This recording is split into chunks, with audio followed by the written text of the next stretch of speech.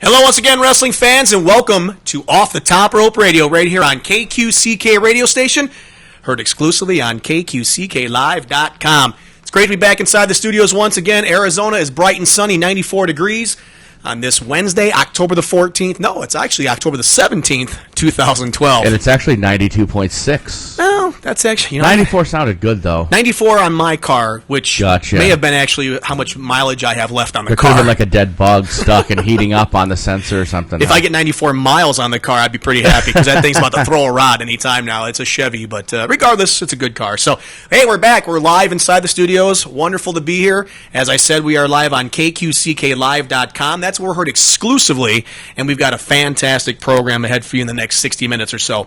My name is Brian Shank, the host of the program, like always. Welcome. And we also want to welcome a good friend of mine across the board, pushing all the buttons and making things happen. He is, of course, Joe. Damn, I look good in black. Carrero. What's up, man?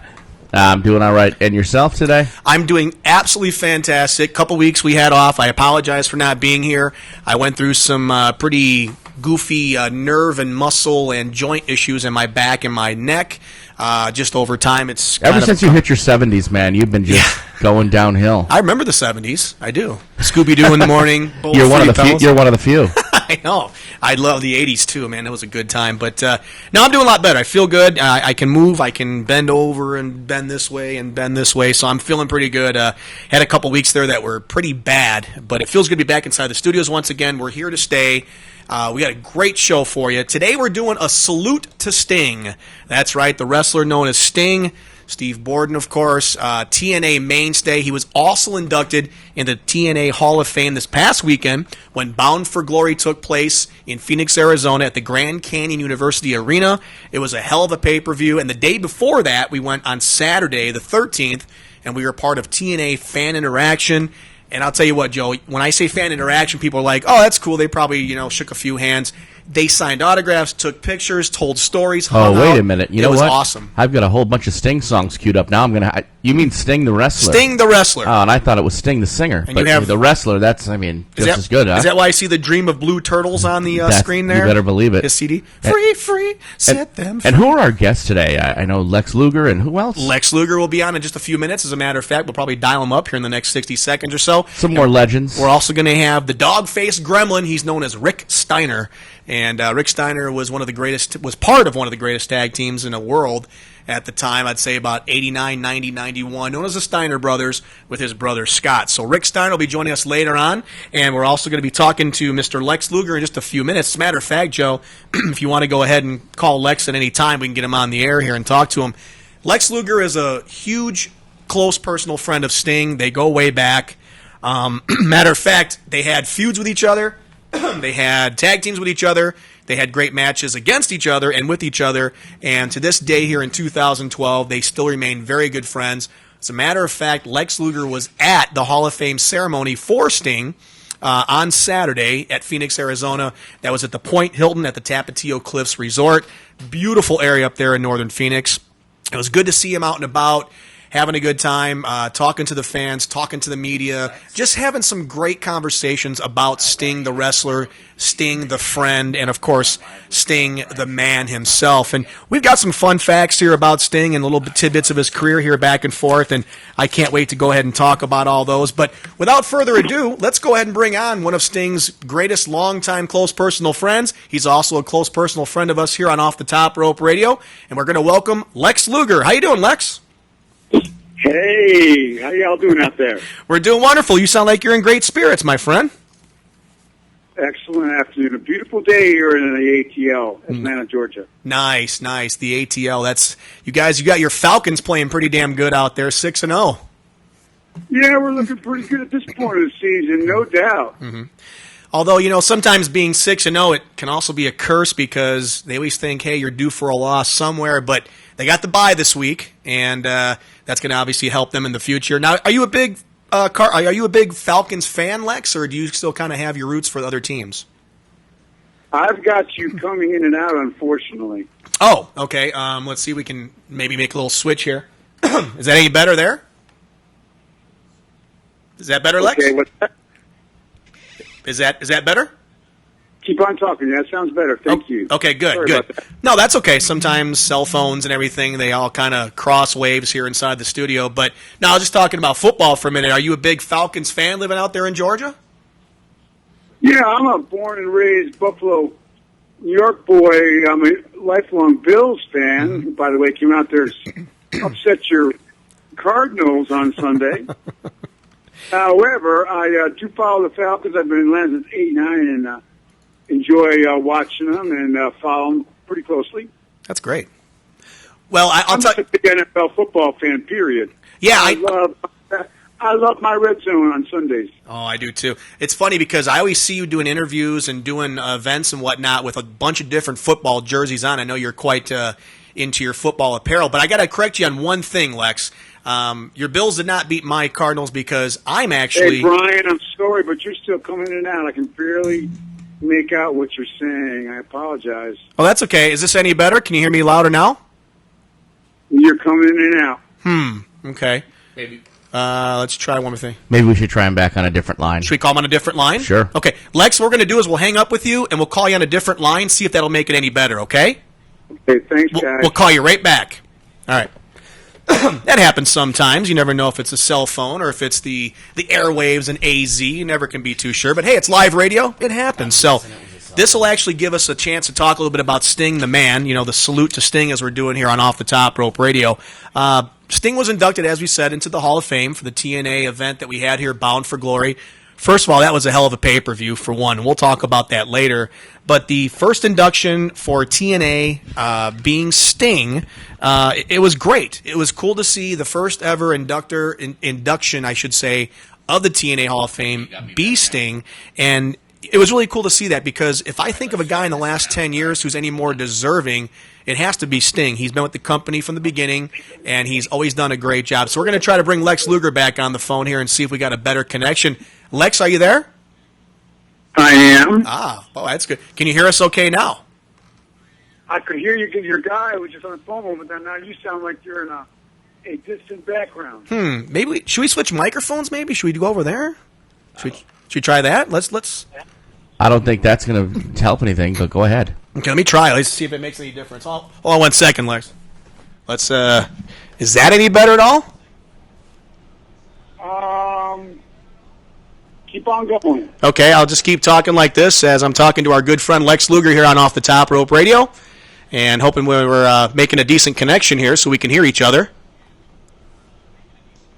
Yeah, I can hear you. Keep on going. Okay, very good. Excellent. Maybe it was the microphone. Who knows? It could be anything here on Off the Top Rope Radio. It's live radio, ladies and gentlemen. That's what happens. So let's get into the meat and potatoes here of what we're talking about today. I spoke to you yesterday about this, and we mentioned the man known as Sting. And you've known him for many years.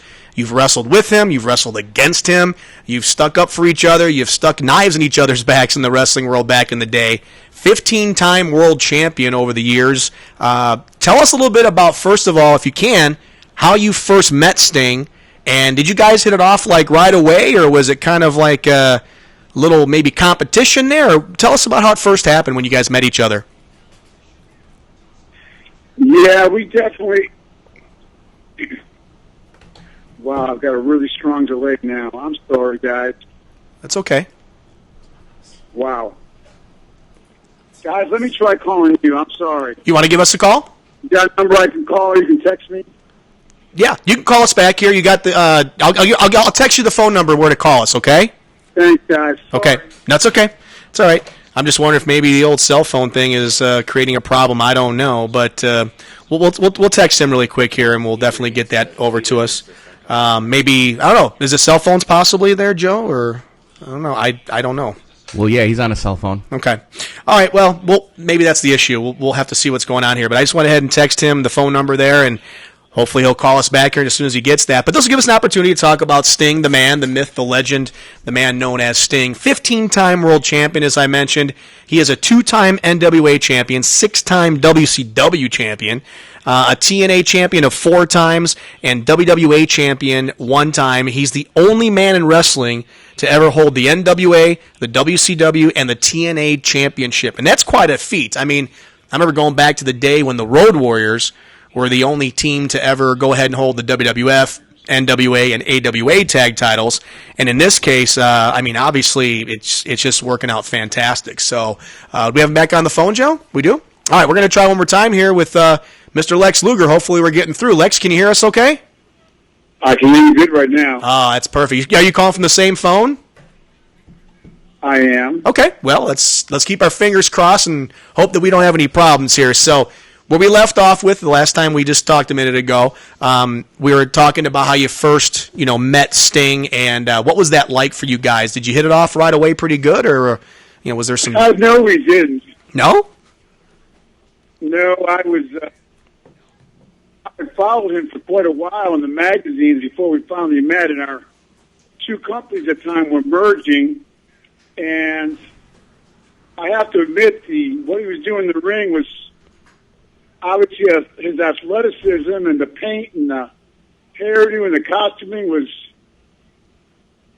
a pretty cool deal with fans. He was getting a lot of attention. We both broke in at the same time, so I have to admit I was getting a little bit greedy with jealousy, a little envy, and I thought I should be getting all attention. I'm the total package, so I remember trying to find something wrong with him.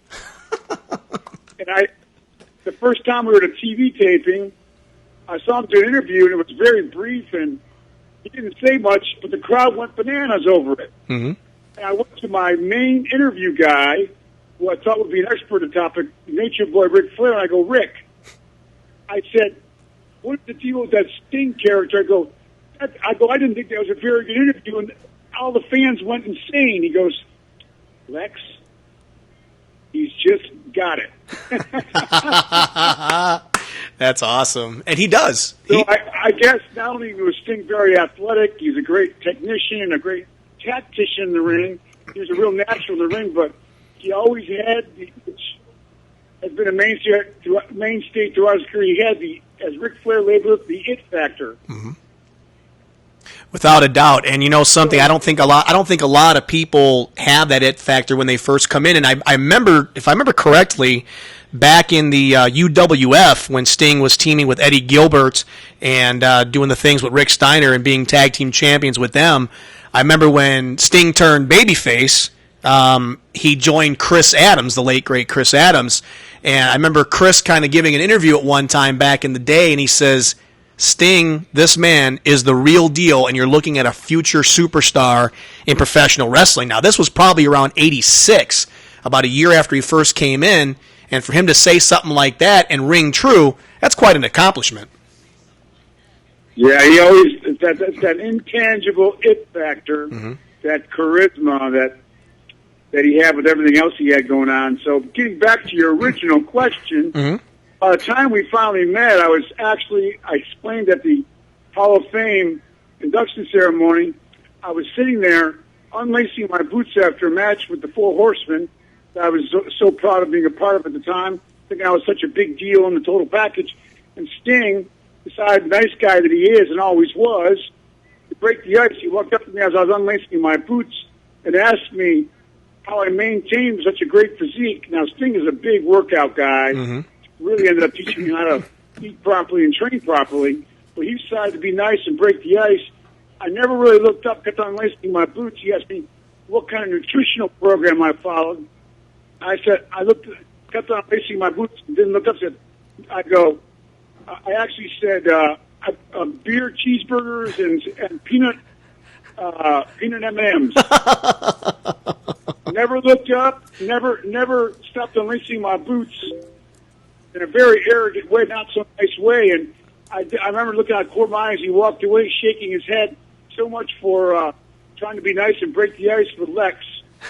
And fortunately, he gave me a second chance, obviously. I know some people who do follow that diet, Lex, and I can guarantee you they never looked like you did back in the day. So I know that's definitely a lie. Well, short term, I might be able to get away with a little bit of that back then, but he actually really did. Was a big part of my whole passion for health and wellness the past almost 3 decades now. So he actually did teach me how to eat healthier and actually helped me with my physique and my training and everything and my nutrition back then. He was a big part of that for me. So I'm very thankful for that as well. Very cool. Added benefit to your friend. Very cool. We are speaking, of course, to Lex Luger right here, the total package. Some people back in the day, the female fans, just call him Sexy Lexi. And we're having a good conversation about his friend known as Sting. And we're doing a salute to Sting right here on Off the Top Rope Radio on KQCK. And we're doing this because, as you mentioned a moment ago, Lex, he was inducted into the TNA Hall of Fame, the first ever inductee, which is fantastic and a great honor. Perfect person, I think, to go in because he's been with the company since 2003. His first match was tagging with Jeff Jarrett against AJ Styles and Six-Pac at the time, the 1-2-3 kid, Sean Waltman. And ever since that day, he's just been a big, consistent mainstay with the company, and nobody that was at the Fan Fest could find anything wrong to say or bad to say about Sting. And my guess is, without me ever having to meet the guy, I got to kind of think that what you see on TV and how he is, like on the 700 Club and all the different shows he does, that's the real man known as Sting. Yeah, just exemplary individual, wrestling talent, a great athlete, an exemplary man of honesty, integrity, and just a wonderful guy and a wonderful friend. They couldn't have picked a better initial guy if they're going to start a Hall of Fame TNA than have a guy like him as your cornerstone for the foundation of a TNA Hall of Fame. It was a outstanding choice. It was a real honor to be a part of that the other night. It was a fantastic event. Mm-hmm. Sure was. When was the last time that you saw him prior to Saturday? Repeat that question, please. When was the last time that you saw Sting prior to Saturday at the Hall of Fame? When was the last time you guys saw each other and hung out and everything? We get together usually every couple, 3 months, either out his way or either outside Dallas now or Atlanta, or we get together pretty regularly. We are pretty regular on the phone with each other. Even if we haven't talked in a while, it's one of those friendships that most people out there relate to. It. Even if you haven't talked in a while, you play phone tag, you're on the phone for a few minutes, and it's like you've never been apart. So very, very special friendship that I treasure very, very much. That's awesome.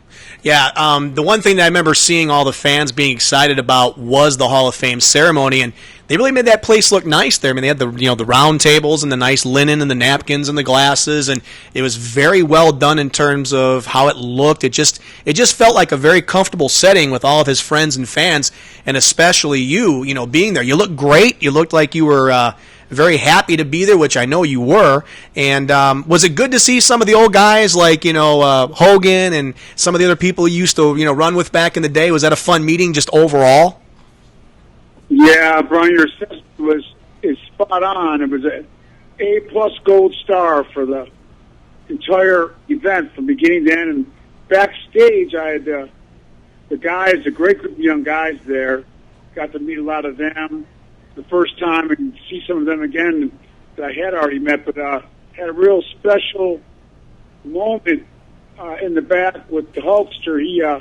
He came rolling in with his daughter and actually came up to me. I was off to the side backstage sitting down, and he got there early and asked me if he could sit down next to me and talk. We probably spoke for the longest we have and for a very long time. I hadn't spoken to him in years or seen him, and we had a very special 20, 25-minute conversation. He's usually in the Hulkster mode, and he's got an entourage with him, and he was actually excused himself from his daughter, and we had a very heart-to-heart, emotional conversation for 20, 25 minutes before we went out there. And then he insisted on sitting right next to me and helping me out to the table, and wanted to help me up and down. We had the Hulkster and I got reconnected in a very special way the other night, so that was a extra bonus that I hadn't planned on. We had a wonderful conversation, and God willing, more conversations continue. He's going through a very challenging time in his life, and he really opened up to me, and we had a wonderful conversation. That's awesome to hear because I met him that day, too, for the first time ever, and he acted like I was his best friend for 30 years, and I just met him that moment. And like you said, we talked for about 20, 25 minutes, and he was definitely in a very sincere and very happy and friendly mood. And I've talked to a lot of people who've known him for years and said, that's the real Hulk. He loves his fans.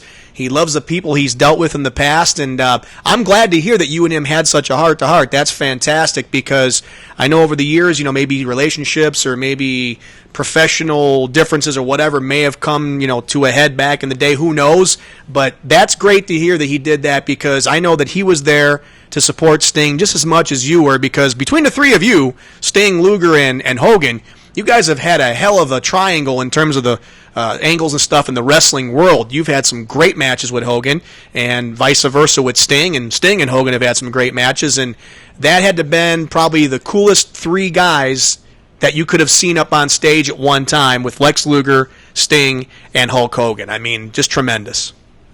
Well, Brian, I don't know if I can possibly even be considered in their category. That's very kind of you to say, but I noticed just a sincerity and a humbleness about the Hulkster that a lot of people don't get to see, and backstage there, and I was very happy to see where he's at and how he's handling a lot of adversity he's been through and continuing to go through right now, and I was very encouraged by some of the words we had. I know this is a conversation about Sting, but it was, like I said, an extra bonus. It was just an incredible weekend for me out there. That's fantastic. I wish I would have known that you were going to be there. I heard rumblings about it. Did you stay at that Hilton that they were having the ceremony at, or did you stay somewhere in the city? I did. They had a room for me twice the size of my condo. It was incredible. That's cool. Did you have a good time hanging out? Yeah, they took good care of me. That's awesome. I wish I would have known that you were there, because I would have loved to have, finally met you face to face and shake the hand of one of the greatest wrestlers that have ever stepped foot in the ring. In my opinion, you were a huge following the day. You were a great baby face. You were a great heel inside the ring, and a member of the Four Horsemen, and NWA champion, WCW champion. I mean, you've done a lot in this business, and I think that with Sting being the main focus of that night, I can't think of anybody else in that category or in that company that could have held that prestigious moment any better. I mean, Sting was definitely the one that I would have picked out of everybody to go into the Hall of Fame. And let me ask you a question, Lex. How sincere and how emotional was Sting that night going into the Hall of Fame? Could you really tell that this was really something special to him? Yeah, it's meant much to him. He rang my phone off the hook afterwards, and we didn't see each other afterwards. Yeah. I had to get back to my room. I was on Eastern time, and I kind of ducked out the side door. Security walked me back to my room there. It was just wonderful, everybody there. And they took such good care of me. And he rang my phone off the hook the next day, and on Monday we finally connected when he was flying out Monday at the airport. He had a great time, and he loved everything that took place that night. He was just glowing. That's awesome. It was a very special night for him. And I know he thought there was a lot of other, knowing Sting and how humble he is. He told me when he initially found out, man, there's so many other guys that could have put in there. I just didn't think I was the right choice, and that's just the way he is. But he ended up having I think, really enjoying the evening. Had a great time. Awesome. Now, of course, we're talking to Lex Luger right here on Off the Top Rope Radio on KQCK. The Total Package is chatting with us and having a good time talking about the man known as Sting. We're doing a salute to Sting right here on Off the Top Rope Radio. Going back to your time, because when I think Sting and Luger, of course, I think WCW. I would say more so like 89 through 90, 91 when you guys really kind of tore it up with each other inside the ring. Do you have one particular match or moment in your brain that you can just go to right away when I ask you about the most special moment, or a match or an interview or an angle that you had with Sting? Yeah, I went to a little bit at the Hall of Fame. I always went to Sting when I needed some ring strategy about a match that I was especially challenging, and we had actually a tag match together at a pay-per-view. I don't know the exact year, but it was Sting and I against the Steiner brothers in their prime. One of the greatest tag teams ever. Yep. And we all four of us happened to be baby faces at the time, good guys, Mm-hmm. and that's a very difficult match strategy-wise to have and get a lot of crowd involvement and have it make sense to the crowd, really get the crowd into it. And everybody was glued to the monitors in the back because the more experienced guys thought this was going to be a real stinker of a match, they said, and because they figured we wouldn't have a clue how to put a match like that together strategy-wise. And Sting came up with the greatest idea of us just going out there wide open and give each other our best stuff nonstop from guy to guy the whole match long, and just go at it instead of sort of feeling each other out. We just went right after the opening bell. The crowd went insane. Ended up getting, back in the day, back then, you used to have a match of the year, end up winning tag team match of the year. Yep. Without the Steiner brothers in the ring and Sting, I was never involved in anything resembling a match of the year in my career. So it was a thrill to be a part of that match, and a lot of the credit goes to Sting, the way he strategized and put the ring strategy together for that match. It was an incredibly gratifying feeling afterwards for all of us. Everybody was just, and in the back room, all the guys went nuts over the match. It was a great feeling for all of us at a very early stage of our careers. I remember that match, and that was soon afterwards. I believe the Steiner brothers went over to the World Wrestling Federation back in the day, and you guys tore it up. I remember that very well, and I think Pro Wrestling Illustrated made that match of the year, if I'm not mistaken. Absolutely. Yeah, very good match. Matter of fact, if you guys out there listening haven't seen that, go to YouTube somewhere and find it, because it was fantastic. And you make a great point there, Lex, by saying having baby faces versus baby faces. You don't see that very often at all in wrestling.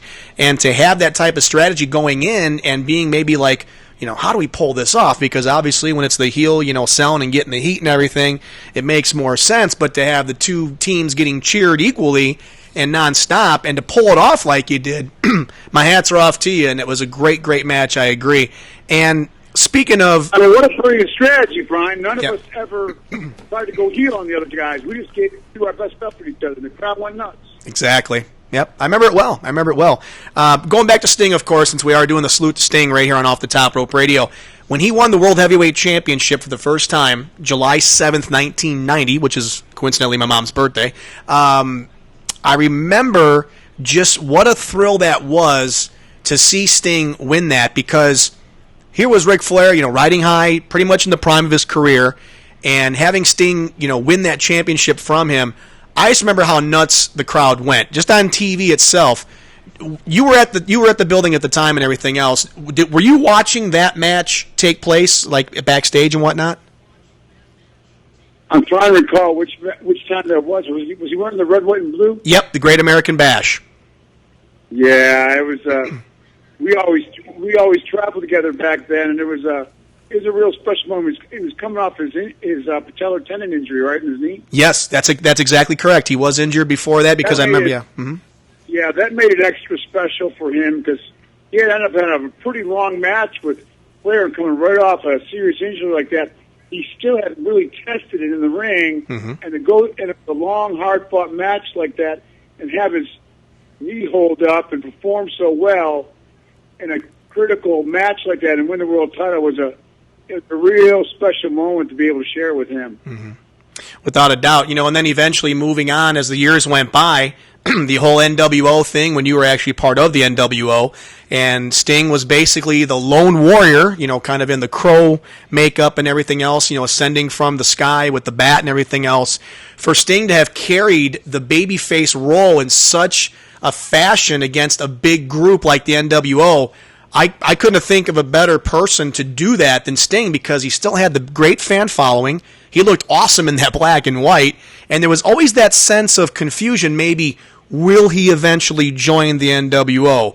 Will he, hold off the urges to be this and be that? And in fact, obviously, throughout the whole war and feud with the NWO, he remained the big top guy and the hero of the day, and proved that he could do the job when he was supposed to do.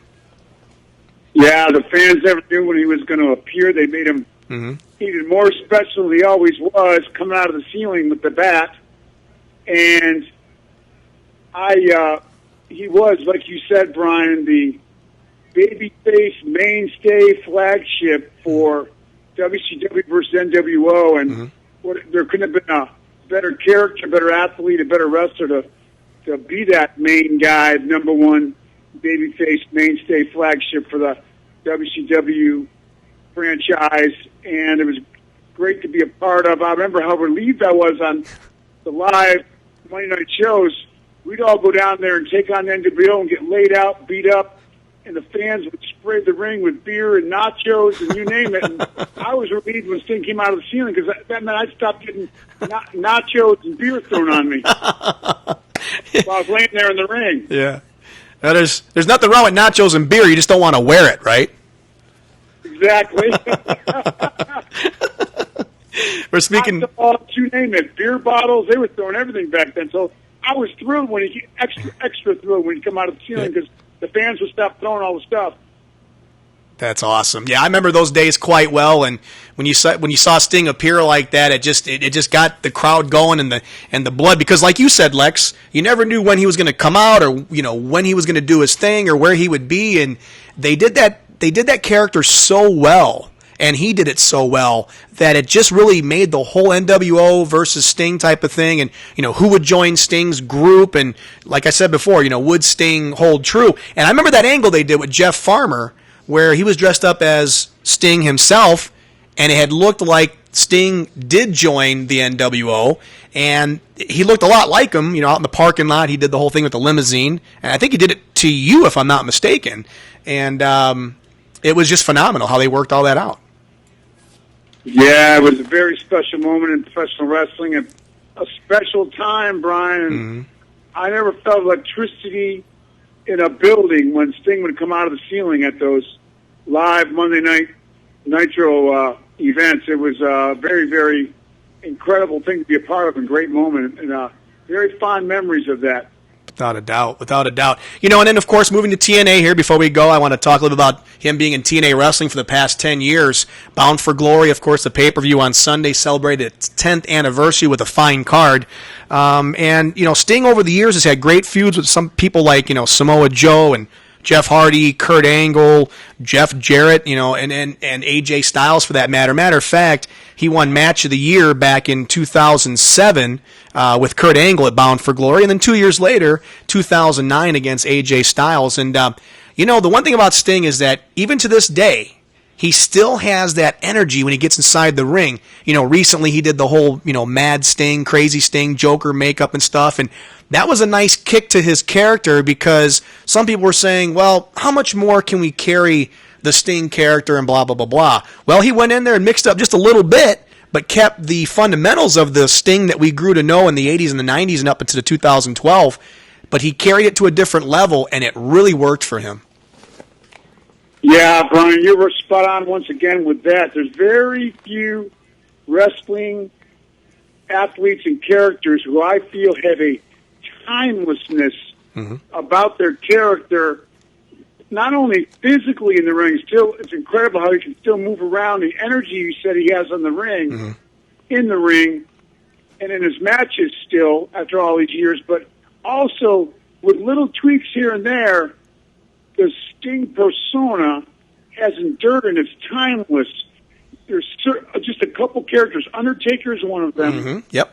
Sting's another that there's been some tweaks and things done to their character, but their character remains timeless, and I find that a fascinating and phenomenal accomplishment in the sport of professional wrestling. Yeah, well said. The guy has really, really pulled that off in an incredible way.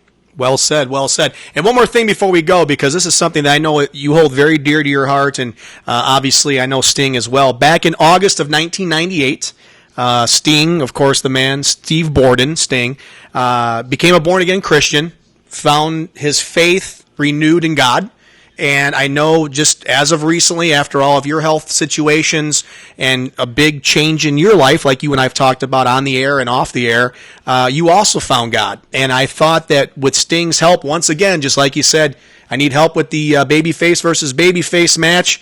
I need you to kind of help me a little bit here with what you can do and believe in your God above. And I know that he's been a very influential person helping you discover your faith, and obviously keep it to this day. And I know that when you guys get together, I'm sure you share a prayer together.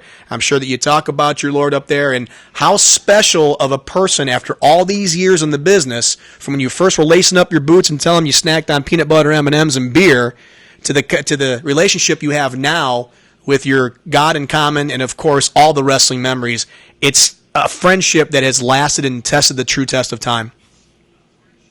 Yeah, Brian, I don't know what else I can add to that other than a friend loves at all times, Proverbs 17:17 in the Bible. And if anybody represents that in my life, he was with me no matter what, even a time when I was a very unlovable person. Mm-hmm. And Sting was always there, a constant in my life through turmoil, adversity, and he was there to celebrate when God, I told people, saved me from myself back on April 23rd of 06, and God reunited us, and the joy and happiness he had when we first saw each other after that incredible supernatural transformation that God's made in my life from that point forward. There's not a happier person on the planet than Sting was for me, and me to be reunited with him. When he did make that change, like the 98 you mentioned, I told people I resented it. I didn't understand it. I thought he'd gone religious on me. I thought I'd lost my party buddy. Yeah. He didn't want to go to the same place or do the same things anymore. I didn't understand the change God had made in his life. And as of April 23rd of 06, I finally understood we were reunited not only as great friends, but brothers in Christ. And he has discipled me, mentored me, and like you said, prayed with me, including through my spinal cord injury, and visited me and encouraged me and prayed with me, Brian. And thank you for allowing me to share that as well in this interview. He's a very, very special friend. Oh, I love him very much. You're very welcome, and I know that was a very special thing for you. I mean, sometimes people say, oh, well, this guy, he's about God now. But, I've known you over the last couple of years, and I've talked to you, and I've seen you on interviews. I've seen you on TV, and for what you've been through in this world, it's really amazing, I think, in a lot of ways, Lex. And if I'm wrong saying this, please correct me, but I think in a lot of ways, you're very lucky to still be here to this day on Earth and enjoying the innocence of life and doing radio shows and spreading the word. Am I correct in that? Yeah, God gives us a greater appreciation for His grace and mercy and why He has us here, our true purpose. I've never had more joy or peace in my life than I never had as the old Lex, with all the fan acclaim and allocates and things I never had a peace about. And I always had a restlessness in my heart. And April 23rd of 06, I found out why I'm truly here and that God has a plan and purpose for my life. And a lot of times, at that point, I'd given up on myself, and God is always faithful. And I have never, I can't tell you how thankful I am for that.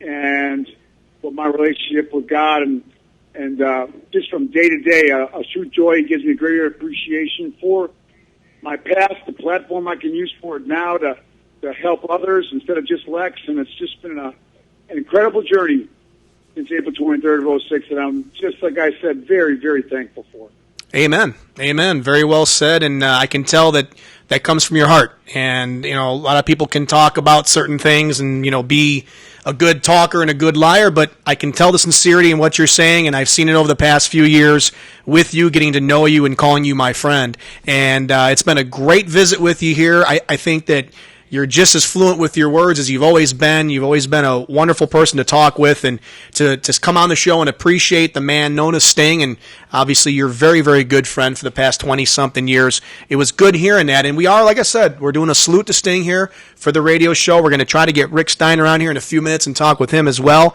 But Lex, listen, man, let's keep in touch. I hope everything goes well with you professionally, physically in your world as well, and of course spiritually, and God bless you. Thank you once again, and I know we'll be talking very, very soon. If there's anything else you'd like to say to the fans before we go, please feel free. Hey, just thanks for having me on, Brian. Look forward to next time, and I just thank all those fans for their support throughout the years, and I love them all. So thanks once again, Brian, for having me on. You're welcome, my friend. Take good care, and God bless, buddy. You too, bud. Bye-bye. Bye-bye now. All right, there you go. Of course, Lex Luger joining us on Off the Top Rope Radio, and a great visit there. I mean, he had some awesome words to say about Sting. And And, let's hang up that phone. Okay, there we go. Phone was beeping off the hook there. But, yeah, it's a good thing to hear, talking about all of his history and whatnot and everything else with Sting and the goods and the bads and the highs and the lows. I mean, he's been everywhere in this wrestling business, Lex Luger, and unfortunately, he's had times where it hasn't been the best of times as well. But if you can call that number right there on the top with Rick Steiner, that'd be cool. Hopefully I can do that. Hopefully he's going to answer because... Sorry about that, by the way. I No. was deep in conversation, listening attentively to you, and That's okay. Lex was going on about some really cool stuff. I think it's the best interview we've ever had with Lex Luger now that we got the phone thing taken care of and whatever the situation was there. He heard every word we said. We heard every word that he said, and we were glad to have him on the air talking about, of course, the man known as Sting. And, I want to go on with some more stuff here about Sting because, he started back November 28th, 1985. He made his debut in the CWA, known as Flash. He was a heel as the Blade Runners with the Road Warriors, not the Road Warriors, but he eventually became with the Road Warriors. But he wrestled as the Blade Warriors with the Warrior, the Ultimate Warrior, and he was known as Rock and Flash, and they were the Blade Runners back in the CWA. he gave me some shoes back in the late 80s. You told me Loved about the Warrior. that. Yeah. Loved those wrestling shoes. Yeah, the boot. You still got those? You don't know where they are, do you? pretty. I wore them, man. I didn't know they'd be that cool. I brought you up in a conversation this week, and I'll tell you about it once we get. Is it still ringing, or is he? I got his machine. Yeah, you know what? Maybe try calling it back a couple times if you don't mind, because he works in real estate, and we confirmed yesterday he was going to come on the air, and hopefully maybe he might even call you back. I don't know, but hopefully he's not in a meeting or something like that, because he really did want to come on the show and talk about his good friend Sting. So let's do that. Anyway, we were talking about Sting's career here. In the UWF, he was a 2-time tag champion with Eddie Gilbert. He was also a tag team champion with Rick Steiner, who we're trying to get on the phone right now, back in 1987. And I mentioned to Lex Luger in the interview that, he was pretty much put over big time by the gentleman Chris Adams back in the day, saying that he was going to become a huge star in the wrestling world, and without a doubt, he sure in fact did. And then he went on eventually to come over to NWA back in the day with Jim Crockett Promotions, the National Wrestling Alliance, July of '87 at Starrcade and everything else. He just did a great job, whatever he had to do. As a matter of fact, his first match was at Starrcade '87, his big match, I guess you could say. Sting, Michael P.S. Hayes, and Jimmy Garvin, 3-man tag against the other 3-man, Larry Zbyszko, Eddie Gilbert, and Rick Steiner. That's before, of course, Rick Steiner became a babyface eventually. And then in July of 1990, we talked about it, July 7th, 1990, he beat Ric Flair, woo, the Nature Boy, at the Great American Bash for the WCW Heavyweight Championship. And all I remember about that match is the energy, the true face versus heel with Sting and Flair, and the absolute craziness from the crowd. Just tremendous. And Joe, if we can't reach them one more time, then we'll do is we'll open up the phone lines to anybody who wants to call us maybe, and maybe give their opinions or whatever on Sting. I'm sure that a lot of fans out there are definitely fans of Sting throughout all these years as well, maybe a memory or two or whatever else. But and then we talked with Lex about it too. The whole thing with Starrcade '97, beating Hulk Hogan, the heel Hulk Hogan with the NWO, and then eventually moving on in 2003 to TNA Wrestling, where he is now for the past 10 years or so here. He made 4 appearances for the TNA back in the day. He debuted June 18th of 2003, teamed with Jeff Jarrett to fight Austin, AJ Styles, that is, and Six-Pac. He's also combined 326 days as the TNA champion, only behind Kurt Angle, who I think has like 400 or 500 something days combined. But we're not getting a hold of him, huh? Just keep going to his voicemail? Okay. Yeah, he's in the real estate business, Rick Steiner, so he just might be busy. We'll try a couple more times, Joe, and if not, let me know. We'll open up the phone lines. But TNA Tag Champ with Kurt Angle, of course, and he also had the match of the year with Kurt Angle back in 2007. Plus, he was inducted into the Hall of Fame this past weekend, which is fantastic because to be the first ever inductee into a Hall of Fame of a wrestling organization is definitely quite an achievement. And I can't think of anybody else who could be there. I believe somewhere down the road you are going to see someone like Kurt Angle get in there. Most likely Jeff Jarrett will get in there. That's Jeff, Jarrett. And of course Hulk Hogan. You're going to see the Hulkster in there one day, brother. You know, you have to. So this is a really cool thing for Sting. It was a heck of a weekend dedicated to him, the man, the wrestler, the person, the friend, like Lex Luger said there on the interview a moment ago. Tremendous stuff. And while we're at it, let's go ahead and talk about Bound for Glory, because the pay-per-view took place here this last Sunday. And it was at the University of Phoenix, Arizona. Actually, it was at the Grand Canyon University in Phoenix, Arizona, and quite a cool arena. The way that was set up, it was a very close and personal feel of the wrestling matches. It just fit well. They had the ramp and everything, kind of like an old school thing back from WCW, in my opinion, and it just worked well. We saw Austin Aries lose the heavyweight championship from TNA to Mr. Jeff Hardy, the charismatic Enigma. He's the new world heavyweight champion. I think that was pretty much something that a lot of people thought was going to happen. Jeff Hardy just has the fans behind him each and every time he gets inside the ring. He's full of intensity. The guy can go. He's clean. He's happy. He's great. He's wonderful to talk to, and he's happy to be there. So your new TNA heavyweight champion, of course, Mr. Jeff Hardy, the charismatic Enigma. And we also saw Zema Ion. He lost the X Division Championship to Rob Van Dam. That's right, Mr. RVD. We saw that Rob Van Dam looked like it was a pretty good chance of beating him, because Rob Van Dam and him have been kind of going back and forth quite a bit on TV. And it makes sense. Rob Van Dam is somebody who has the fans behind him all the way. He had one of the longest lines of the fan interaction that I've ever seen. Between him and Kurt Angle, it was just tremendous. I mean, it just wrapped around a couple of times, and I walked up and said, "Is this where they're selling the pretzels?" No, this is where you go to get an autograph from Rob Van Dam. So it was good to see him. He was definitely happy to see the fans. Just a wonderful guy. He's really cool and happy to be around everybody. So, and we also saw brand new tag team champions. We saw Chavo Guerrero and Hernandez defeat AJ Styles, Kurt Angle, and the champions going in, Christopher Daniels and Kazarian. And I got to tell you something. At the fan interaction, Christopher Daniels and Kazarian, they were as cocky as you can get. They were more cocky than a handful of a pack of 15,000 hens. That's how cocky they were. But it was, well, I don't know, is a hen a cock? No, cocks are men, right? Cocks are male roosters, I think. I don't know. Gamecocks, whatever they call them. But regardless, they were cocky nonetheless, and it was really kind of fun to see them just having a good time with the fans and just going on and everything else. We can't get a hold of Rick. Huh? I think he's hitting the ignore button on his phone. I don't know. He was excited about coming on the air, so really? First of all, I hope he's okay, and second of all, he could just be busy with his business. He is in the real estate business, so he could just be quite busy. I got a feeling tonight he's going to call me and say, "Brian, I'm really sorry." So that's cool. Why don't we open up the phone lines? If anybody wants to give us a call, we would love to hear from you. To my guest that's out there listening, yeah, that I was chatting with, if you don't mind coming on in for just a minute until we wrap up the end of the show, which is about 10 minutes. Yeah, about 10 minutes. I'm going to go ahead and open the phone lines for Brian here so we can take some calls for him. Yeah, come on in, man. Come on and sit down, enjoy yourself, and relax. And you might learn something about pro wrestling today, right? Joe's pretty good. Joe knows a lot about wrestling now, don't you? Who's the current TNA champion? Yeah. Jeff Hardy, right? Yeah. Yep, that's him. Yep. See how much he's learned already, ladies and gentlemen? It's amazing. But if you want to give us a call, phone lines are open here. If you want to say something about Sting, or hell, if you want to comment about anything, we'd love to hear from you. If you don't want to get on the air, just tell Joe what you want to say, and he'll give me the little piece of paper, and he'll tell me what you said. But if you'd like to get on the air, we'd love to have you on the show.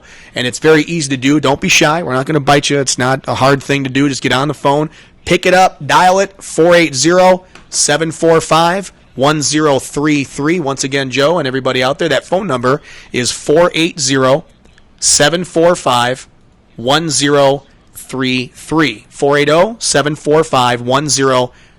Give us a buzz if you don't want to, talk on the air. I understand. That's why we got these cool little cards right here, as you guys can see if you're watching on video there. You can just have Joe write stuff down with your name and your information and whatnot, and we can go from there. If you want to get on the air, come on, get on the air and talk with us. We got about 10 minutes to go here on the show, and we'd like you to be part of it. So, but going back to the whole fan interaction thing, that was really a neat event. I mean, this was so well run by the people in TNA. Dixie Carter, the president, was there, and she was walking around talking to people very sincerely, wanting people to know that, hey, we're here having a good time. How did you like this? What are you looking forward to? How long have you been watching wrestling? She's a beautiful lady, very talented and very sincere. I mean, she was talking to the little kids and, reaching down and shaking their hands and saying hi and everything. And that was really cool to see. I really thought that the president of such a company like that was quite a cool thing, because you don't see that a lot of people who are up on the higher end like Dixie Carter. And I'm going to tell you something. Dixie Carter is full of class, full of sincerity, and just a great person. And we were very happy to meet her and interview her on the camera. We're going to see all that here once we get it edited.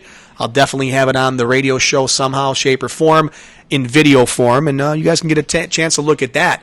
But, like I said, the people involved with TNA, a good friend of mine, Chris, with TNA, of course. He works in the public relations department. He is fantastic. Lauren, who works at the Orlando tapings down in Florida, she was great. Everybody and anybody who was part of that group was awesome. And the security people, the vendors, the people walking around, just assuring everybody's having a good time.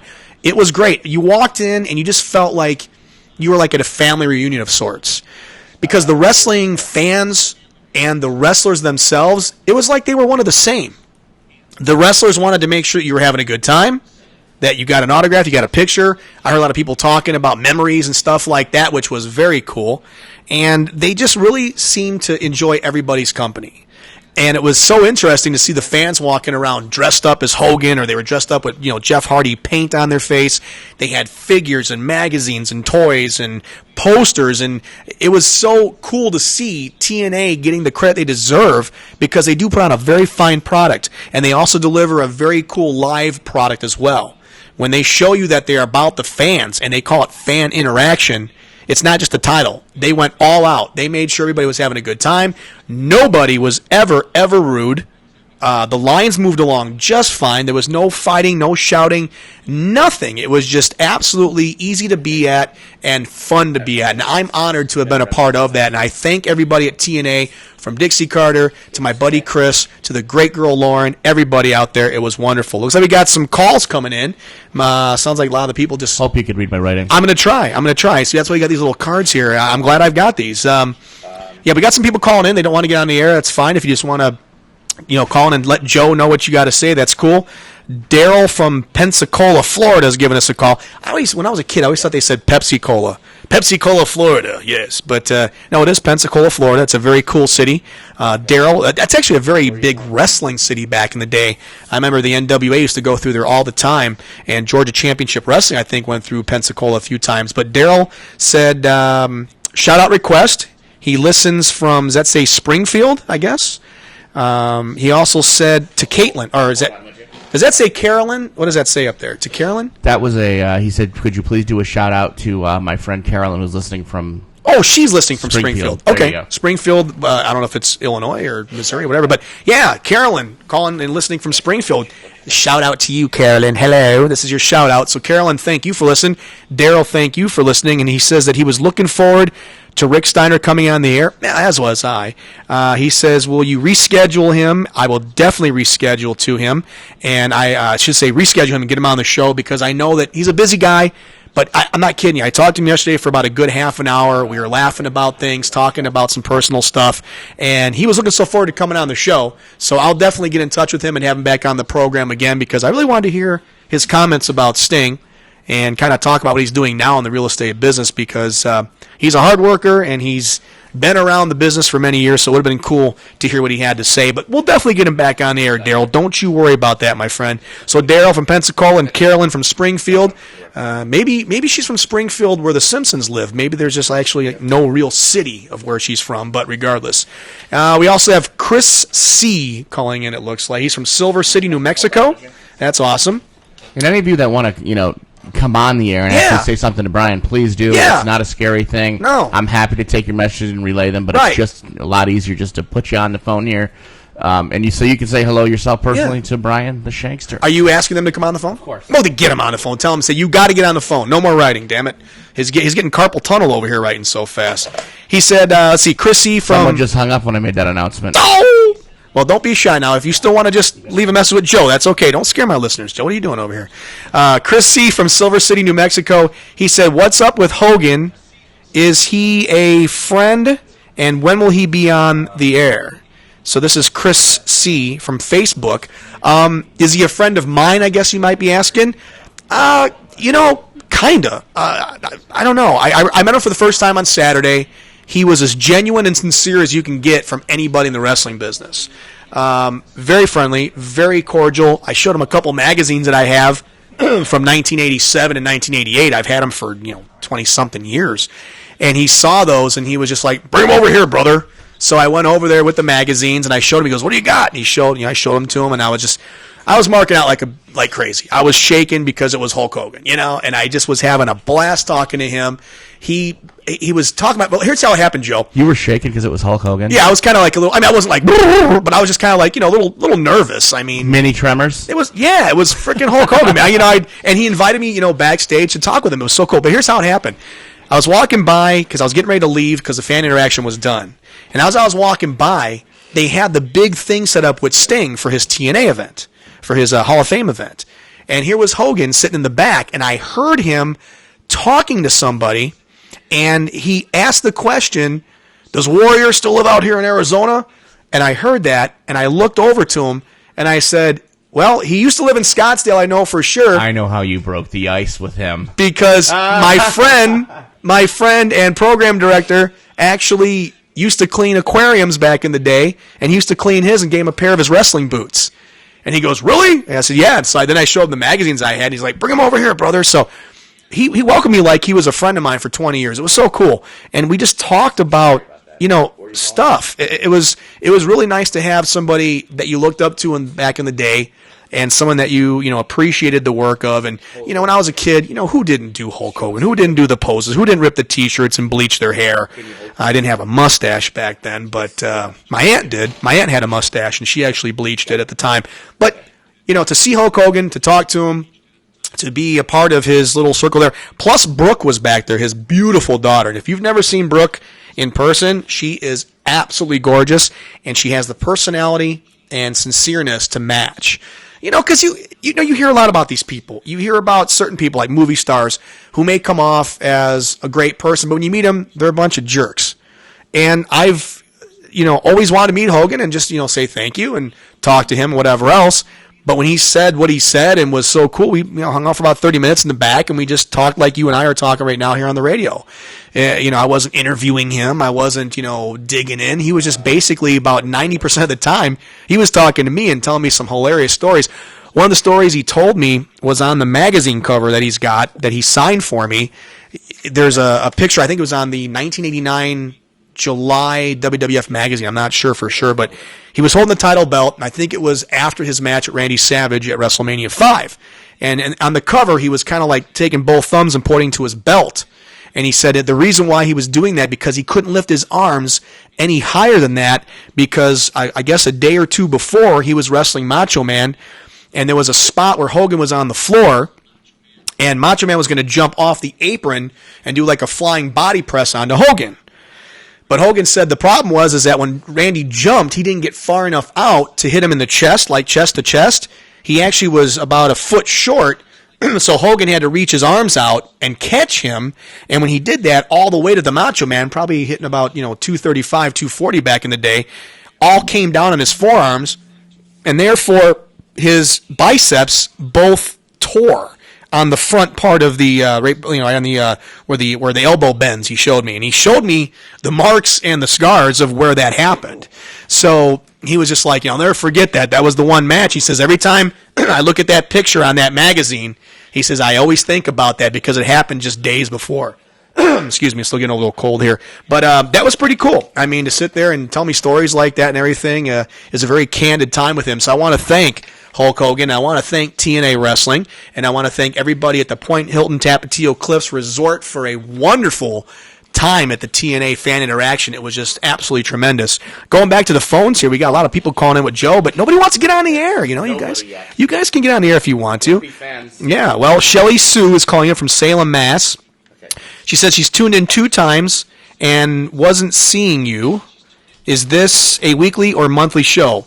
And she said, how did she hear about the show? From a friend. What you get is my shorthand. I'm sorry, I can't write like total conversation. Joe, So if I it's any better- shorter, I'm going to have to get someone in here who's a handwriting expert and tell me what it says. Would you please? Yes, I will. Now, but Shelley Sue said that, is it weekly? Is it monthly? We're on every week. And unfortunately, the last few weeks, I have not been able to do the show. I mentioned in the beginning of the program, I've had some very serious back and neck shoulder issues. I had some joints and some nerves that were really messed up. And it got to the point where if I stood up, my legs felt like 100-pound acres.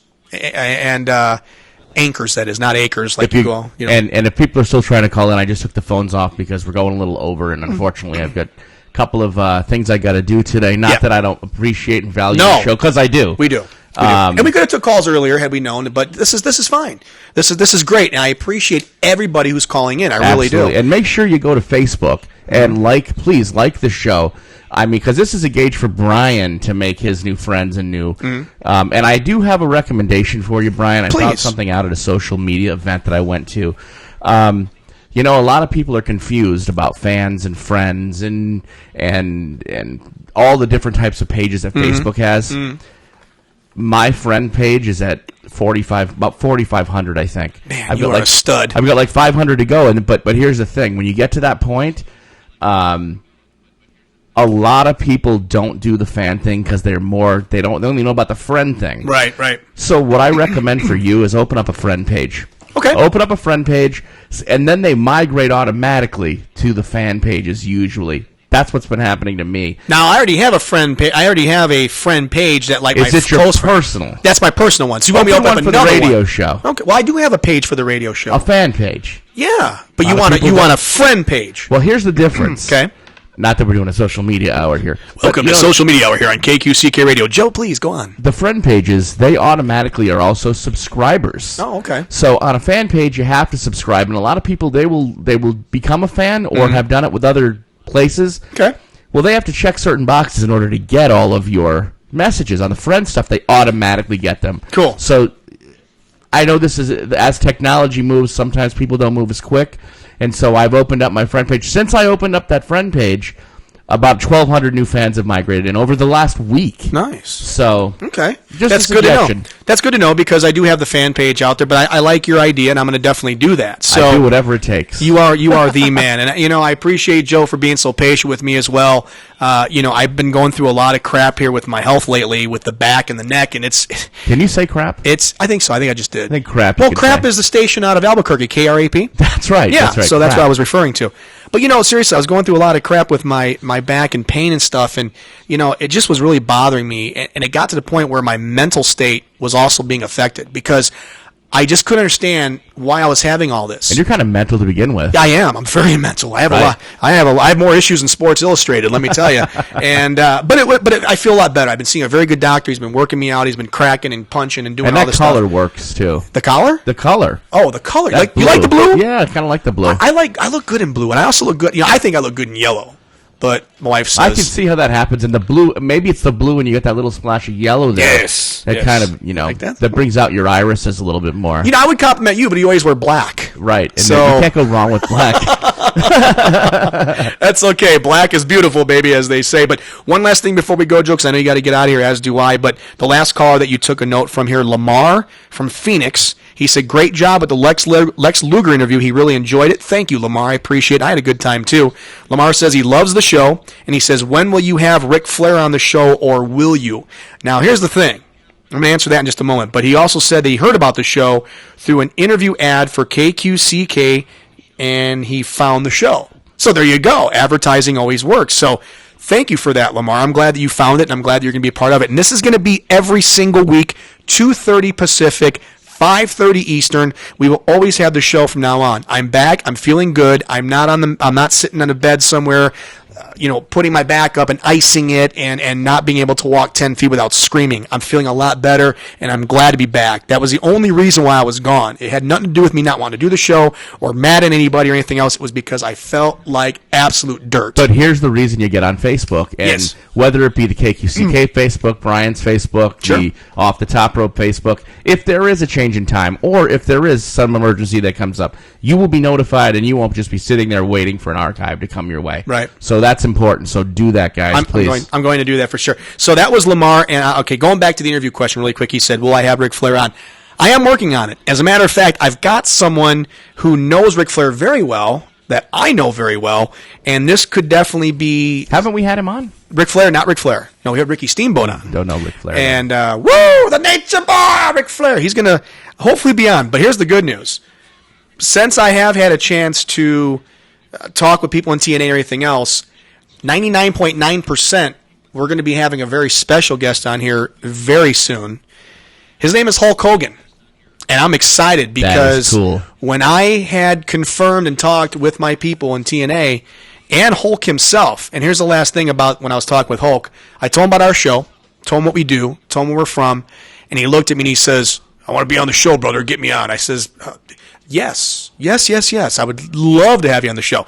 So he pointed to one of the other guys backstage who works for TNA. He says, get in touch with this guy to have him get on my show, brother. Get me on the show. I says, no problem. I also know this person. I says, he's been talking about it. And I says, I want to have you on. And I says, I know that we'll work it out. He goes, let's work it out. And he shook my hand. Great guy. He can't wait to come on. He loves doing radio programs. And we're going to have him on. We are going to have Hulk Hogan on this program. We're going to have him in studio? Oh, I wish, man. Where does he live, in Cal? He lives in Florida. Oh, man. Yeah. We may have to fly out there to do a personal interview. You know, that would be awesome. That would be awesome. And maybe one day we'll definitely do that. But for right now, I'll take the radio interview. I was just hoping he offered us to, stay there for a few days and hang out with him. Wouldn't that be cool? That would. Can you imagine hanging out with Hulk Hogan for like a weekend, just drinking beer and hanging and banging with the weights At and the stuff Florida like Hulk that? Mansion. What you gonna do, brother, when Joe and Brian come down to Florida and hang with the Hulkster dude? I see all these other Hulkamaniacs who think they're bad and everything else, brother. But I'm gonna tell you one thing about the Shankster dude. I can't wait to have him on. That's cool. Ooh, yeah, let me tell you a little bit about the Macho Man. And then if he doesn't talk, you can fill in for him. Hulk loves to talk, and I'll tell you what, I love listening to guys. I'll tell you some stories that he told me that I would not bring on the air because I think it was more of a personal thing that he was telling me about. But I'll tell you some stuff; it just will blow your mind. So listen, everybody who listened today and tuned us in, thank you for that. We appreciate you listening to us. We don't try to be any kind of gimmicky show here. I'm just an old wrestling fan from back in the day. I'm 41 years old, and I still love it to this day. I'm very lucky to be here at KQCK Studios, heard exclusively on KQCKLive.com, and all the fine programming that's also on KQCK is on that webpage. So I suggest you go on there and look at Doc Talk. That's a great show. The Marijuana Report, that's another good show. Marie does an awesome show on there. Living the Nightlife with Joe C. Great show. Yeah, he's okay. But there's a lot of great shows on KQCKLive.com. Go check them out. Go get involved. But most of all, listen to our show because we do appreciate that. So we're going to be back next week, the 24th of October, 2012. That's my birthday. Is it really? It is. The 24th? You better come bearing I'm gifts. going to look and make sure you better come bearing gifts. That is my birthday. What if I just come... 1969. 1969. Back in the summer of 69, Joe was born. Actually, more like the fall of 69. But listen, Lamar from Phoenix, thank you. Chris C. from Silver City, New Mexico, thank you. Daryl from Pensacola and Carolyn from Springfield. Still don't know the state, what she's Missouri. in. Oh, it was Missouri? It was. Okay, you didn't write it. But, Springfield, Illinois. I just remember. Springfield, Illinois, which is the capital of Illinois. Did you know that? I didn't. No, you didn't. I didn't take that class. I know all the capitals of the state. Go ahead and give me a state real quick, and I'll tell you the capital. I know the capital letter J. Yeah, well, go ahead, give me a state. Just pick one out of the... All right, you ready for this? Yeah. South Dakota. South Dakota's Pierre. I'm just giving you one. Oh, that's all you're going to give me? You passed. Oh, okay. I don't know if it's true, but... It is. Carson City, Nevada, Sacramento, California, Alaska. Juneau. Stop. Or Juneau. It's one of the two. It's called Juneau. Juneau? Okay, well, Juneau. I know. Did you know? I don't think you knew. Shelly Sue from Salem, Massachusetts. Thank you guys who called in. Next week, I think we're going to go ahead and devote a good amount of time to the fans. So, Joe, what I would suggest is improving your handwriting. And you know what? I need to get a little personal that would be cool. machine that prints them out real quick. Huh? That would be cool. Maybe you can just put one on one of the things here and type it as we go. That'd be cool. Like on just like That's a good idea. Like just open up your Yahoo email or something, or like a Microsoft page or something like that. I'll get something cool and electronic. Wouldn't that be cool? That would. On a monitor, you're going to have a special monitor that I'm going to type here, and it's going to come up facing you. What do you think? I'm for it. Let's do it. But here's the thing: as much as we really enjoy you guys wanting to just call in and tell Joe. We want you talking on the air. We do. We want you on the air talking. So listen, all you guys who called in today, I'm talking about Shelly Sue, I'm talking about Daryl, I'm talking about Carolyn, I'm talking about Chris, I'm talking about Lamar, and everybody else who tried to call who couldn't get through. Brush up. This is how you get on the air. It's funny. My last show today, we had several that said, hey, can I get on? Yeah. Because, I love that. I do too. I really do. I do. It just adds a little bit of a different dimension. Don't get me wrong. I love that you guys call the show, Me and I too. love that you're fans. Me too. But and I love talking to you. And if you know what, I'm going to tell you this. Anybody who gets on the air and comes on the air, I'm going to send you an autograph of somebody in the wrestling world. I'll just dig into my collection, and I'll send you on my own dime. Although maybe I should ask for a self-address. No, I'll send it to you on my own dime, and I will send you an autograph or something cool from the wrestling world. It might Can be you throw in like a $20 bill with that for them? Yeah. Well, as a matter of fact, here's what I'm going to do. This is what I'm going to do. Cruise ticket? This is what I'm going to do. I have an autographed picture at home of Jeff Hardy, and I'm going to give that away next week. And I'm gonna do this. Is he a wrestler? Yes, he's the heavyweight champion in TNA. Yeah, I knew that. You even told me who he was a minute ago. Oh, right. Jeff. Yeah, that's who he is. Jeff Hardy. You're right. There you go, Joe. Good Thanks. job. Very good. So, all right, we got to get the hell I'm a out of big fan. I know. I can tell. You're a fan of his brother too, right? Matt Hardy. Yeah. Yeah. How about his other brother, Mark? John Hardy, too. Yeah, there's no John Hardy. And then they had a restaurant called Hardy's. I loved Hardy's, dude. Those hamburgers were so good. There was a show called The Hardy Boys. Yeah, Remember that when was they did- Joe remember and- remember when they did that one? Do I remember it? They were also known as Joe and Frank, and they were played by Parker Stevenson and Sean Cassidy. They were good friends of the Bee Gees. I wouldn't be surprised. There's only, you know what? There's only one left though. Can you bust out really quick since it's the end of the show with how deep is your love? How deep is your love? Is your love? How deep is your love? I really need to know, 'cause we're living. Hey, is that dogs barking? Once you get the dogs out there. Who let the Oh dogs? my God, Brian! There's only one BG left. That's Robin. Because Maurice and what's his name? Robin's still around. Barry's the one still around. Maurice and Robin, they were fraternal twins, I think, and they're both dead. So That's what happens fraternally. it's only the BG now. It's not the BGs. Sucks. Yeah, the Barry Gibbs. So, all right, listen, we're going to get out of here. Thank you for listening, everybody. We appreciate you tuning in. Spread the word about the show, 2:30 Pacific every Wednesday, right here on KQCK, heard exclusively on KQCKlive.com, 5:30 Eastern. And if you're ever interested in being a sponsor of this program, we'd love to have you come on here and sponsor something. We'll build it up. We'll make a poster. We're on video. We'll put it right in the back here. We'll promote the hell out of you guys. Brian will dance around with just your sign on. I will. I'll stand on my head with the sign. I don't care. Whatever it takes. Whatever it takes, we'll make it happen. You guys, if you're interested, email me at Brian, BRIAN, at KQCKlive.com. Yes. Yeah. I better make sure that works now, huh? Yeah, so Brian at KQCKlive.com, or you can email Joe as well at joe@KQCKlive.com. Seriously, if you're interested in doing something with the show, Absolutely. you got a product, you got an idea, anything, contact us. Or if you're a wrestler Yeah, hell and you want to, be on the show. Yeah, if you're a wrestler, I got Ryan Castellucci's going to come in soon. I like him. Yep, and I'm going to get the honky tonk man. We'll send a limousine for him, I right? was thinking of taking on Ryan. Yeah, I was thinking about it. he shaved his head now, so he's even more. I'm going to shave my head too then. I'd love to see you with your head shaved. No, dude. you wouldn't. It'd match your armpits. Thanks. I'd like How'd to you know I shaved my armpits? Well, I just, I have my You've ways. been looking down my sleeve. I have my ways. Trev, there ain't nothing silly going Oh, on. those are your X-ray glasses, aren't they? Yes, they are. I can see through black. So Nice. I want to see some color on you next week. I want to see a red shirt or something. Okay? Not going to happen. Do you have any color in your wardrobe? No, just black. That's all. I went. You Are know you- what they are you say? a big Johnny Cash They say fan, once or- you go black, You never go back. and I went to, I went Yeah. black with my clothes, and I ain't going back. Yeah. Don't remember what they also say. Make sure you turn off the faucet because all Joe has in his closet is black. I just made that up kind of quick. Yeah, that was so. pretty good there. Yeah, it's pretty bad. All right, well, listen, we're out of here. Thank you again, everybody, for tuning in. We'll see you next week right here. Once again, 2:30 Pacific, 5:30 Eastern, 4:30 Central, 3:30 Mountain. We're back with more Off the Top Rope Radio next week. Take care. God bless. Good night. Dan Tan Motorsports, located in Queen Creek, specializes in off-road ATVs, dirt bikes, UTVs,